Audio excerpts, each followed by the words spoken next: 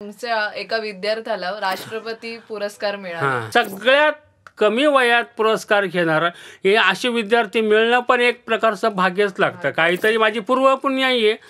स्वामी ब्रह्मांड नायक आहेत, पण मी स्वामींकडे बघताना मी नाद ब्रह्मा म्हणून स्वामींकडे बघतो. तर माझ्या कानाला अचानक अपघात झाला. म्हणजे दोन्ही कानं निकामी झाले माझे. म्हणजे मला ऐकायला यायचं बंद झालं. टोटल 80 ते 90% प्रॉब्लेम झाला. गुरुवारी मठात गेलो अंबरनाथच्या, तर तिथं कोणीच नव्हतं. दुपारी 1-1:30 काहीतरी मार्ग द्या.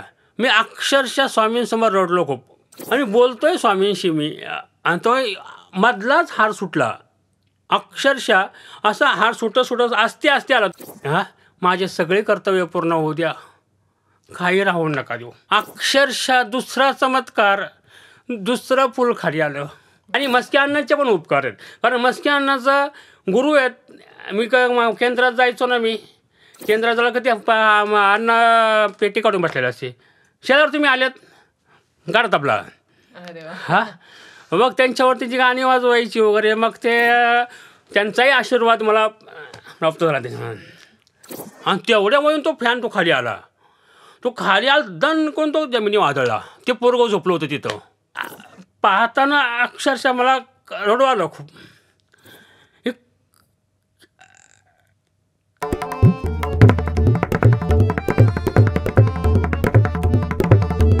स्वामी भक्ती केंद्र, स्वामी भक्ती केंद्र, स्वामी भक्ती केंद्र.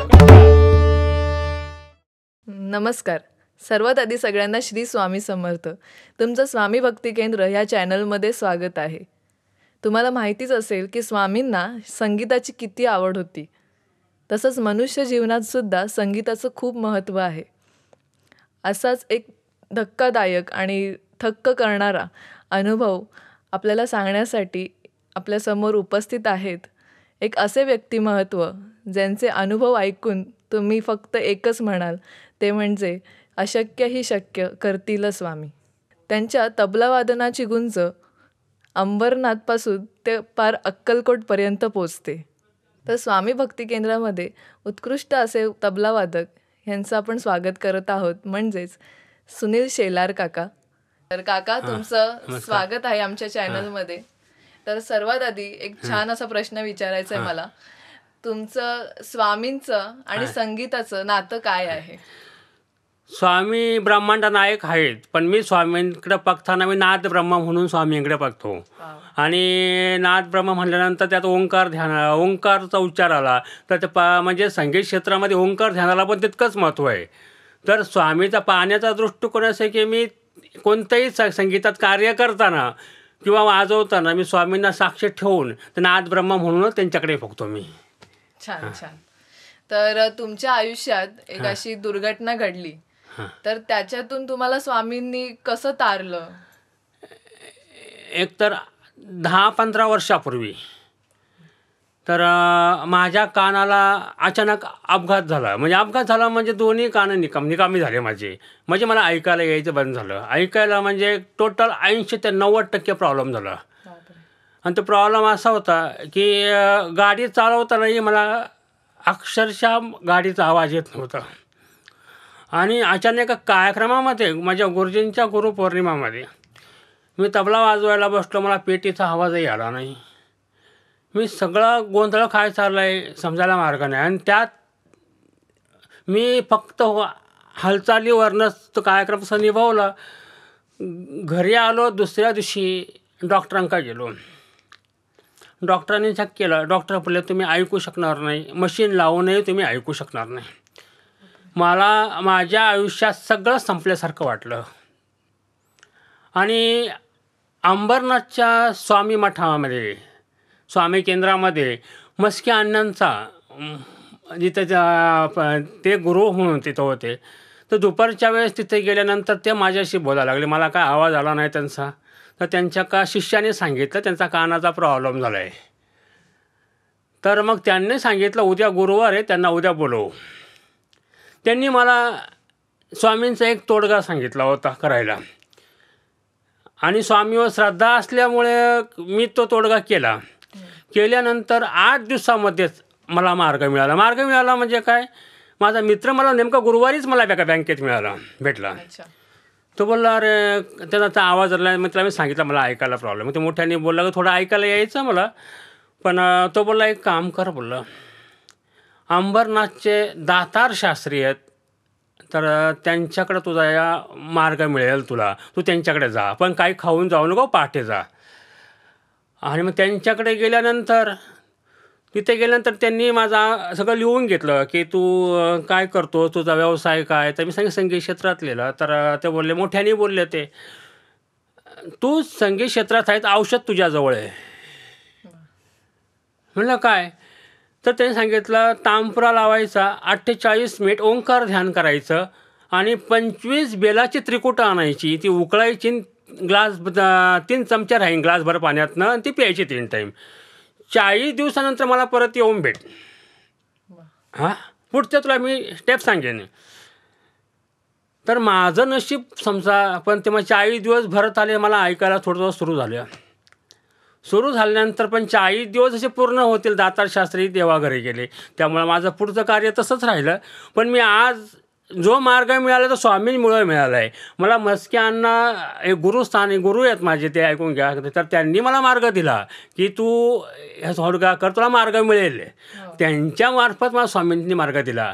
आणि आज मी जे ऐकतोय हे जवळजवळ बऱ्यापैकी ऐकते. मग 10 ते 15% माझा प्रॉब्लेम राहिला आहे.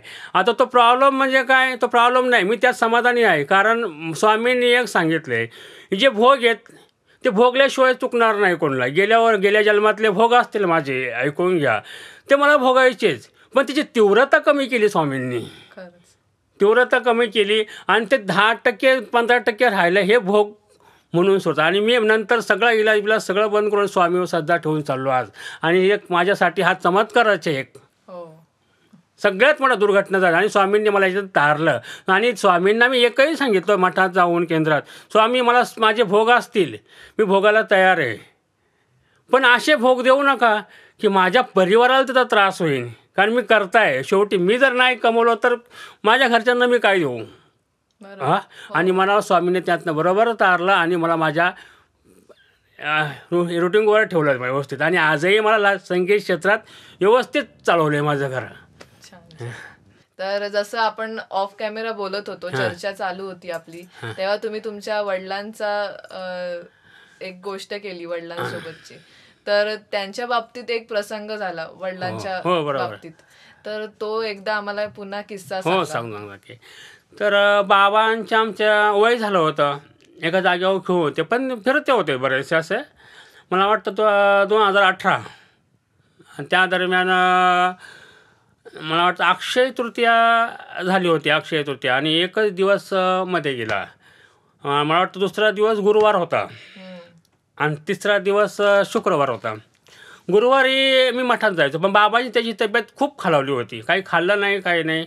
थोडंसं वाईट वाटायचं की बाबा एका जागेवर खेळून काही खात नाही, पण काहीतरी होणार याची चावल नक्कीच लागली होती, काहीतरी आता होणार आहे.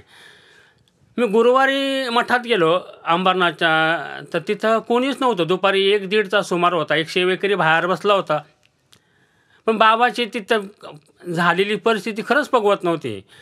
तर स्वामींच्या त्या केंद्रामध्ये एक कलरचा पट्टा आथरलेला आहे असा, तर त्या पट्ट्यावर बसलो आणि स्वामींना एकच सांगितलं, स्वामी मला माहिती आहे की बाबा आज ना उद्या तुमच्याकडे येणार आहेत, हे मान्य आहे मला, त्यांची तब्येत वय झालं आहे सगळं आहे, पण त्यांचे हाल नका करून घेऊ. ज्या असतील त्यांना एक व्यवस्थित करा किंवा काहीतरी मार्ग द्या. मी अक्षरशः स्वामींसमोर रडलो खूप, सगळं मोकळा झालो मी. आणि अक्षरशः बोलता बोलता मी इतका रडलो ना तिथं, एकदम मोकळा झालो. तर त्या ठिकाणी स्वामींच्या फोटोखाली एक देवघर आहे. त्या देवघरात स्वामींची मूर्ती आहे आणि त्या मूर्तीतनं खूप हार घातले होते. आणि बोलतोय स्वामींशी मी, आणि तो मधलाच हार सुटला. अक्षरशः असा हार सुटत असते आला, तो पण असा सुटला आणि खाली आला नाही. असते आला स्वामींच्या पायापाशी येऊन पडला. त्यावेळेला थोडंसं जाणवलंच काहीतरी होणार आहे. स्वामींनी मला संकेत दिला आहे, काहीतरी होणार आहे याच्यातनं. तर तो हार घेतला आणि मी एका डबीत ठेवला. माझ्या जप्याचा मायेची डबी होती त्या जप्यात ठेवला. मी जप केला. जप केल्यानंतर तिथं अर्धा पाऊण तास बसलो. बसल्यानंतर मी परत स्वामींजवळ निघायचा क्लास होते, तर मी स्वामींजवळ बसलो. स्वामी मला समजायचं ते समजून गेलो आहे मी. फक्त एक माझी दुसरी एक विनंती तुम्हाला प्रार्थना आहे की मुलगा ह्या नात्याने माझे सगळे कर्तव्य पूर्ण होऊ द्या, काही राहून नका देऊ. अक्षरशः दुसरा चमत्कार, दुसरं फूल खाली आलं बापरे. आणि त्या स्वामींच्या पायाजवळ फूल आलं. ते हार नव्हता. पाहताना अक्षरशः मला रडू आलं खूप. ते फूल घेतलं आणि मी डब्यात ठेवलं. आणि त्या दिवशी बदलापूरला क्लास होता माझा. तेव्हा काय जागेवर क्लास होता, ते गद्रे मॅडम म्हणून त्यांच्याकडे. तर तो क्लास मी संध्याकाळी 7-7:30ला घेतला. आणि मला शनिवारी अक्कलकोटला जायचं होतं. तरी मनात नाही इच्छा ठेवली मी अक्कलकोटला जाणार.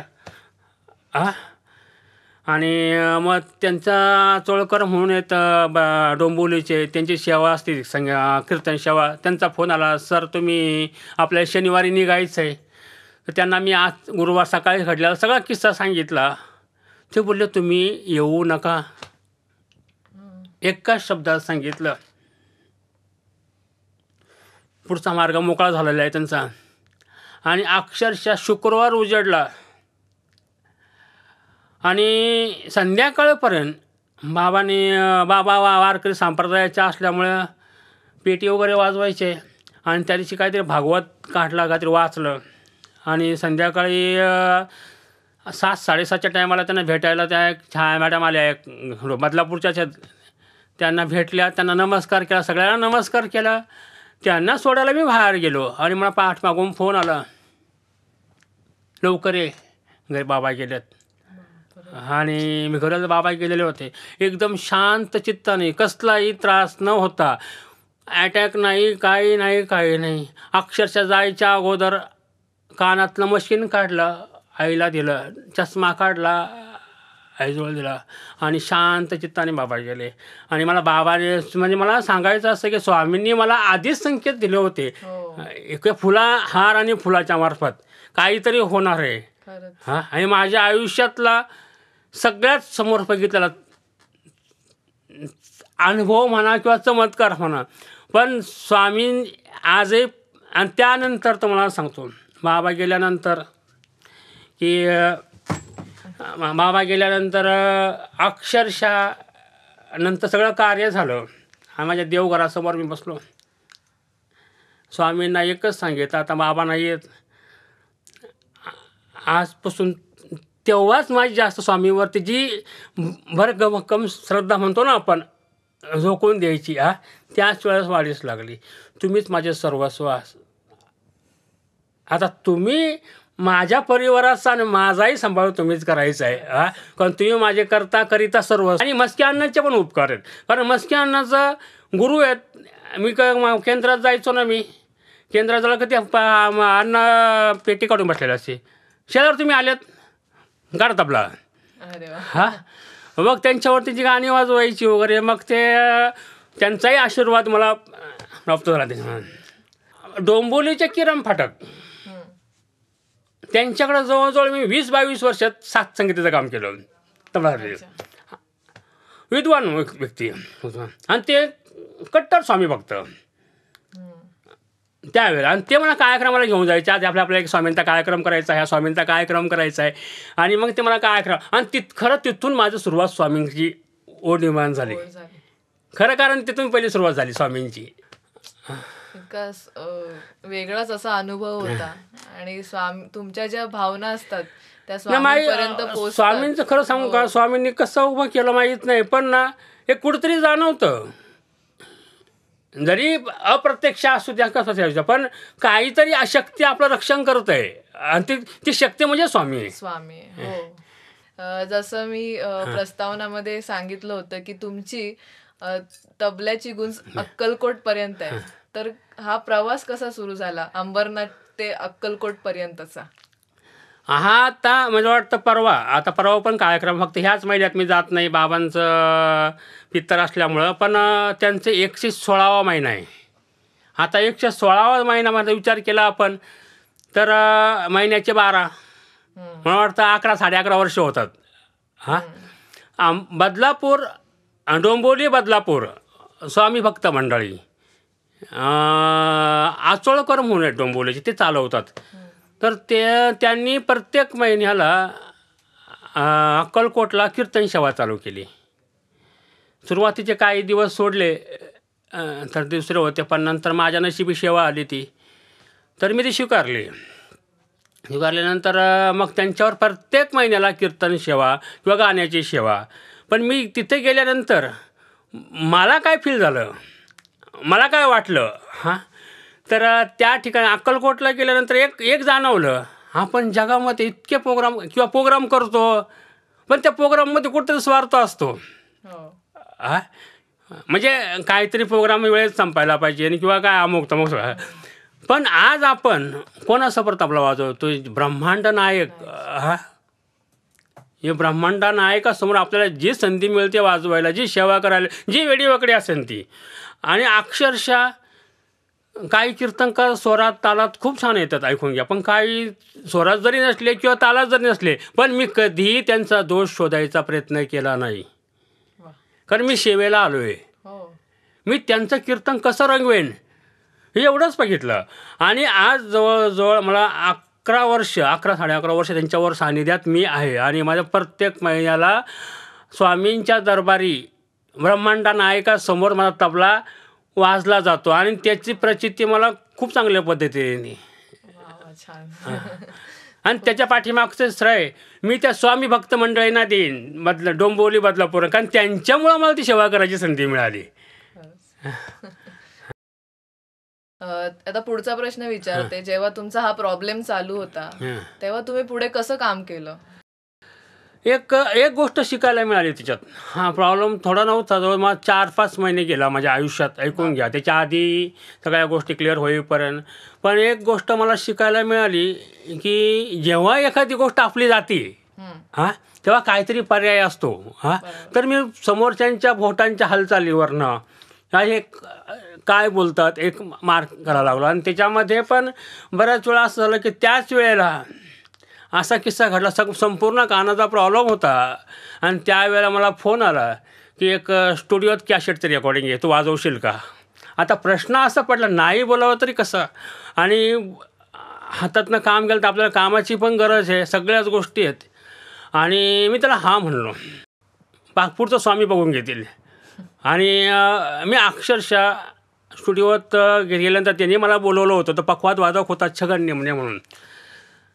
तर त्याला मी सांगितलं की अरे छगन, माझा असा प्रॉब्लेम झाला आहे की मला ऐकायला नाही येत अरे. तर मग तू कसं काय वाजवणार सर, तुम्ही कसं काय वाजवणार? म्हटलं तुझ्या होटाच्या हालचालीवरून, तुझ्या हातावरनं मी तुला फॉलो करणार. बाकीचं स्वामी बघतील म्हणलं. तो पण बिचारा टेन्शनमध्ये आला. आणि स्टुडिओत गेल्यानंतर येशीचा त्रास झाला आणि 10 गाणी होती काहीतरी ती. अक्षरशः मी त्याच्या हाताकडे बघून आणि फक्त होटाकडे बघून, ह्या 2 गोष्टी फक्त नजरेवरती, म्हणजे नजरेवरती आणि हातावरती मी बघून ती 10 गाणी वाजवायचा प्रयत्न केला. आणि जेव्हा हे रेकॉर्डिंग झालं त्यानंतर मी बऱ्याच क्लिअर ऐकलं मी ते, तर मलाच विश्वास पटला नाही की हे माझ्या हातून काम झालं आहे. म्हणजे स्वामींनी अशाही पद्धतीने काम करून घेतलं, काम थांबलं नाही. स्वामी पर्यायी आपल्याला काहीतरी मार्ग देतातच कोणत्याही परिस्थितीनं. पण खरंच खूप आश्चर्यकारक गोष्ट आहे, खूप मोठी गोष्ट आहे. तुम्ही इतकी गाणी, ते रेकॉर्डिंग तुम्ही केलं, इतकं ऐकायला येत नव्हतं तरी पण तर छान केलं तुम्ही. स्वामींनी तुम्हाला 90% बरं केलं, तर पुढच्या 10%साठी जे 10% प्रॉब्लेम आहे तुम्हाला, तर त्याच्यासाठी काय केलं तुम्ही?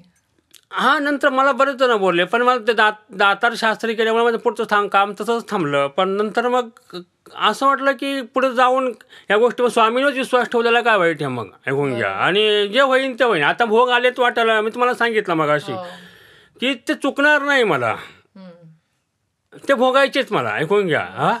ते भोगणार तर आहेच आणि ती तीव्रता कमी होणार. मी तीव्रता कमी केलेली स्वामींनी नक्की.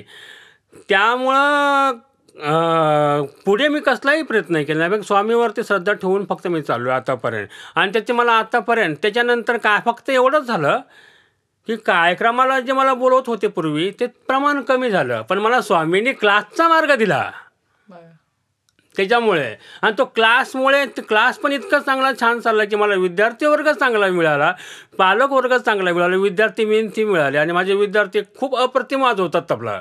त्यामुळं तो आनंद माझ्यासाठी मोठा आहे.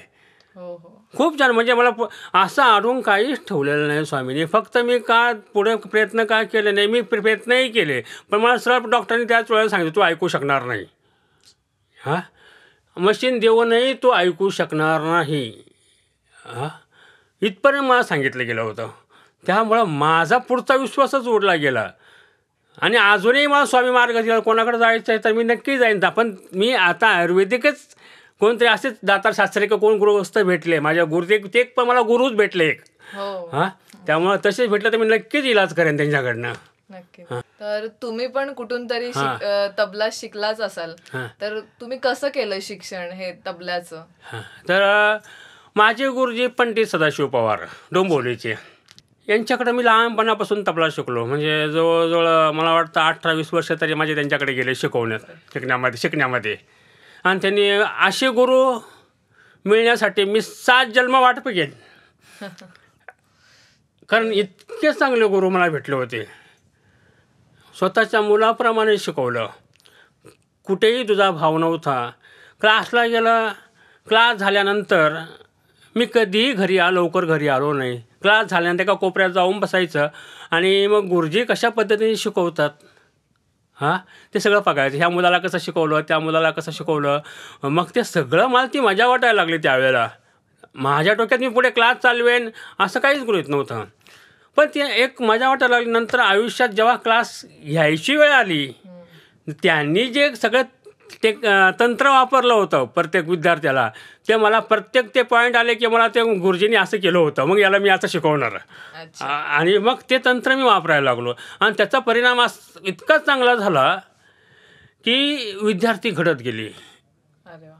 आणि मी तेच श्रेय मला पण देत नाही, आजही मी माझ्यावर घेत नाही. हे मी कार्य माझ्या गुरुजींचं करतो आहे, हे माझं नाही आहे. त्यांनी दिलेला जो मला ज्ञानाचा घडा आहे तो मी विद्यार्थ्यांपर्यंत पोचवतो आहे, ऐकून घ्या. पण ते माझं नाही आहे कार्य, ते त्यांचं आहे. हां, आणि त्यानंतर गुरुजी मला वाटतं 2017 का 18ला गुरुजी आमचे गेले देवाघरी.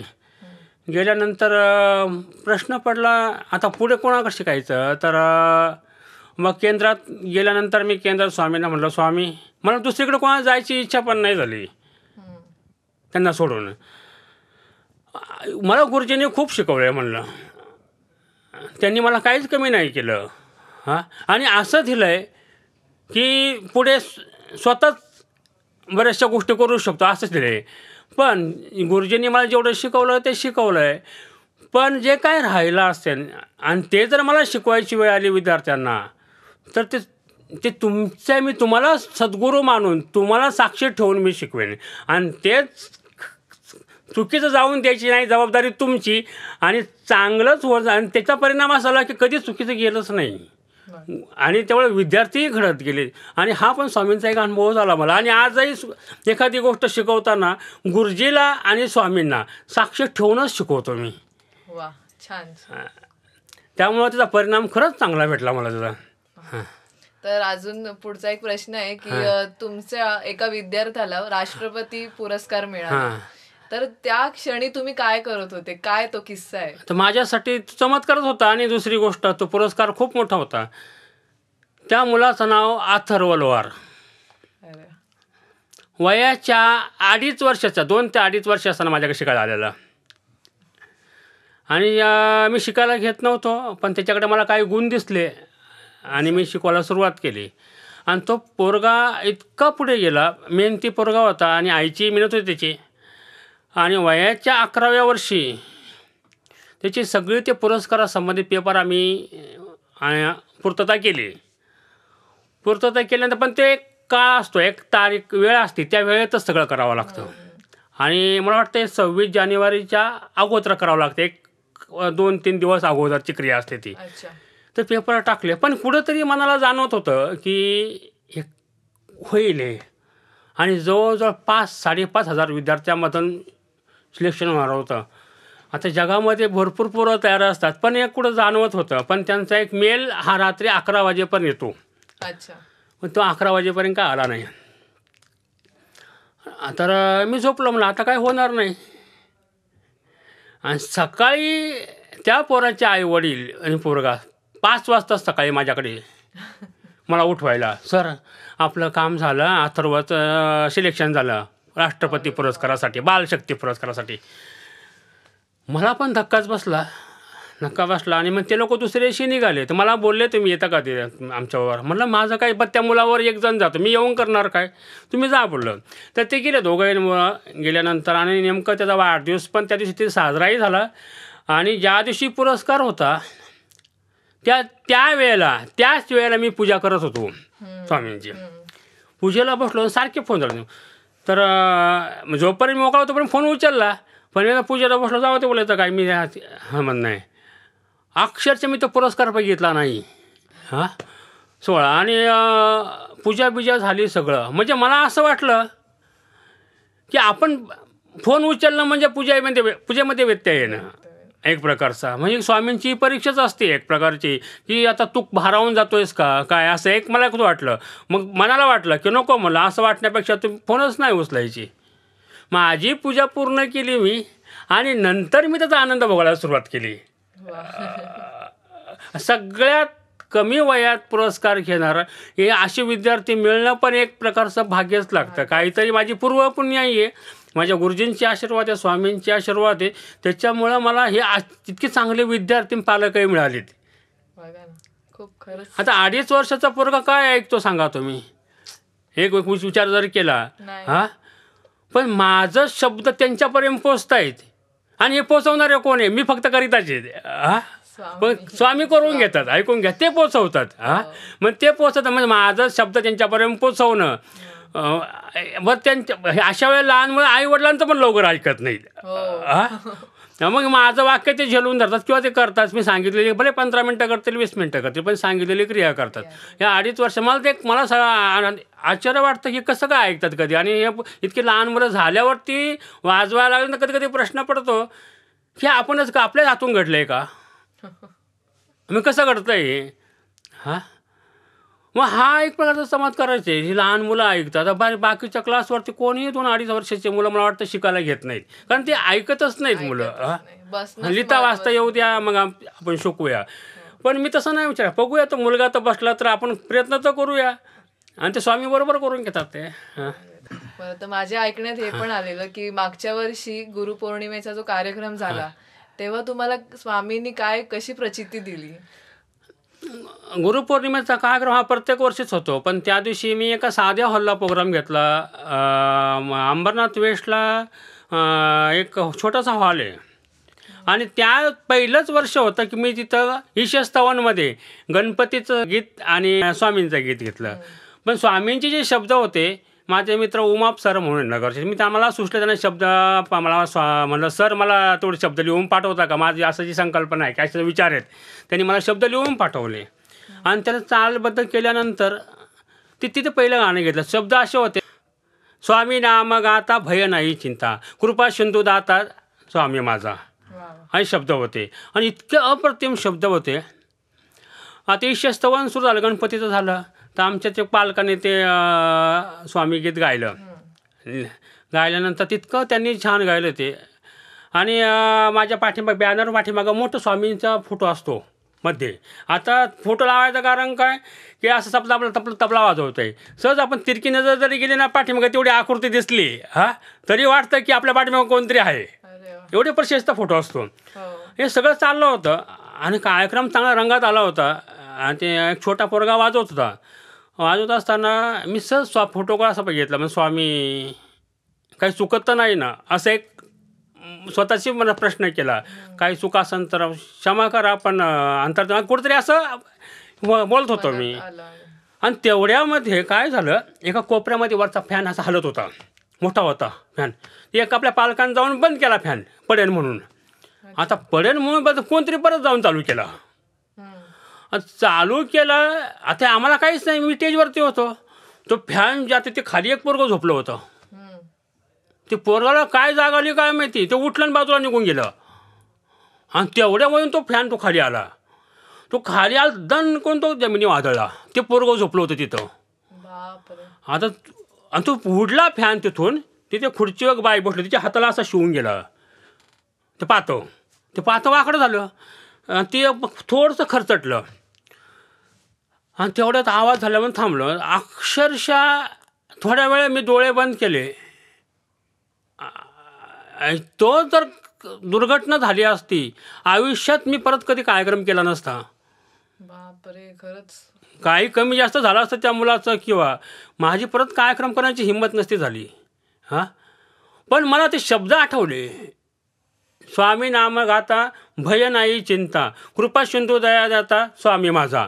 आज ते गीत गायलं आणि त्याची प्रचिती झाल्यासारखी मला झालं. ते एक प्रकारचा अक्षरशः हातावून थोडंसं निभावलं एका बाईच्या. आज ते पोरगं जर त्या डोक्यात जर पडलं असतं तर काय झालं असतं. पण हे ज्या गोष्टी आहेत, कदाचित ते मोठं होतं आणि स्वामीने ते थोडक्यावर निभावलंय. खरंच स्वामींची खूप कृपा आहे. खूप खूप खूप मोठी कृपा केली आहे. म्हणजे अक्षरशः मग ह्या गोष्टी आहेत आपण म्हणतो, पण कोणी याला काही म्हणू, पण एक आपल्याला आलेला अनुभव असतो. ऐकून घ्या. काहीच्या दृष्टिकोनात ते कदाचित अंधश्रद्धा असते, पण एक आपण श्रद्धा ठेवतो स्वामींवरती. कुठंतरी ती शक्ती आपल्याला तारते. खरंच आहे. तुमचा जेव्हा हा प्रॉब्लेम चालू होता आणि त्यात लॉकडाऊन लागलं, तर त्या टायमाला तुम्ही कसं काम केलं, कसं मॅनेज केल्यात गोष्टी?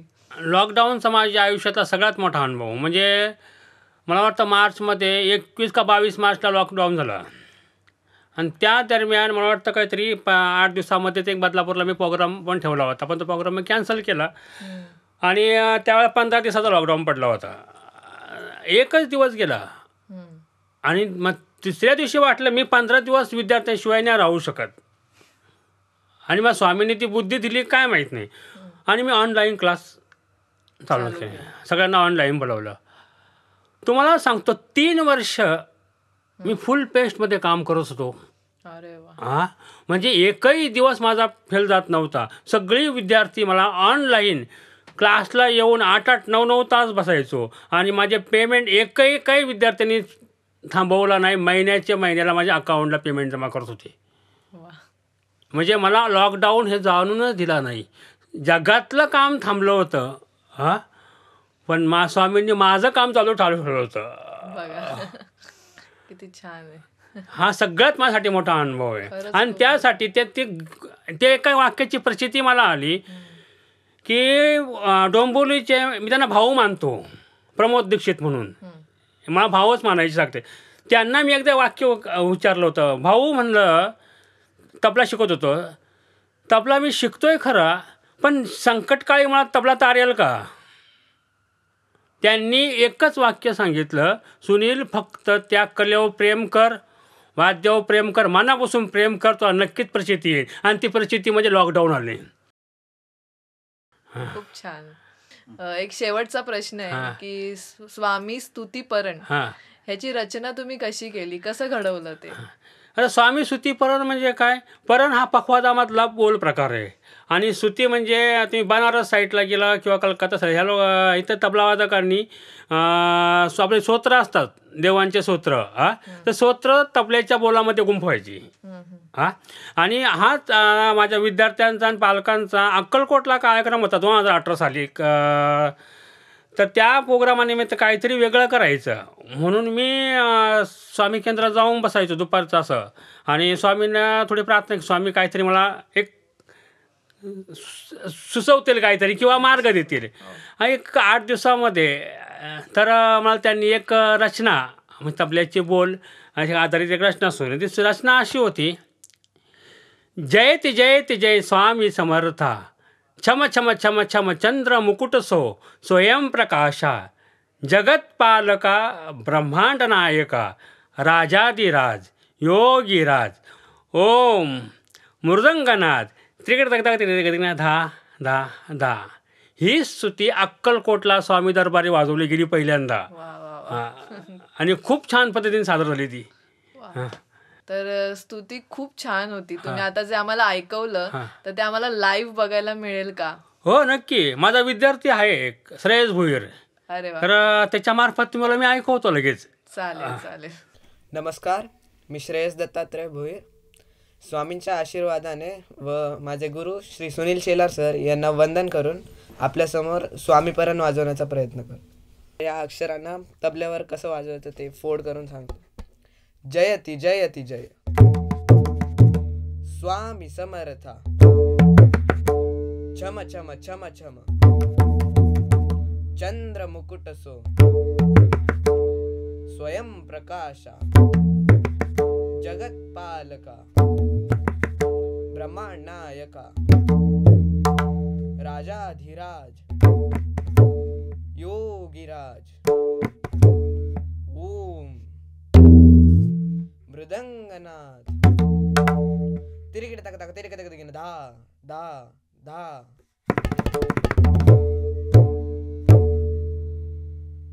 त्रिताला तालबद्ध करून वाजवण्याचा प्रयत्न करतो.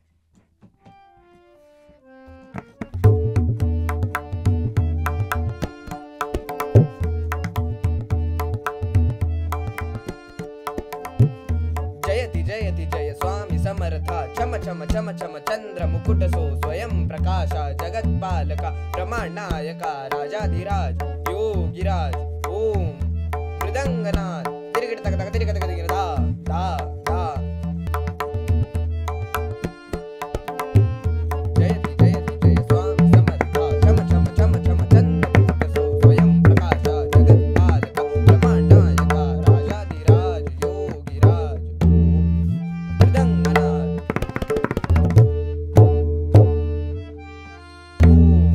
मृदंगनाथ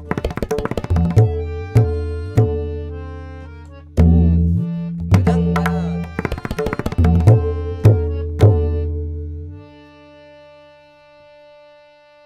तर काकांचे असे सुंदर अनुभव ऐकून तुम्ही नक्कीच थक्क झाले असालच. आम्ही सुद्धा झालो होतो जेव्हा पहिल्यांदा आम्ही ऐकलंय तेव्हा. खूप सुंदर असे अनुभव आणि स्वामींची जी कृपा आहे काकांवर ती आपल्याला दिसून येते त्या अनुभवांवरून. तर असेच आमच्या व्हिडिओला छान असा प्रतिसाद द्या आणि असेच पुढे व्हिडिओज येण्यासाठी नक्कीच लाईक शेअर आणि सबस्क्राईब करायला विसरू नका चॅनलला. तर thank you so much. Shri Swami Samarth. हं.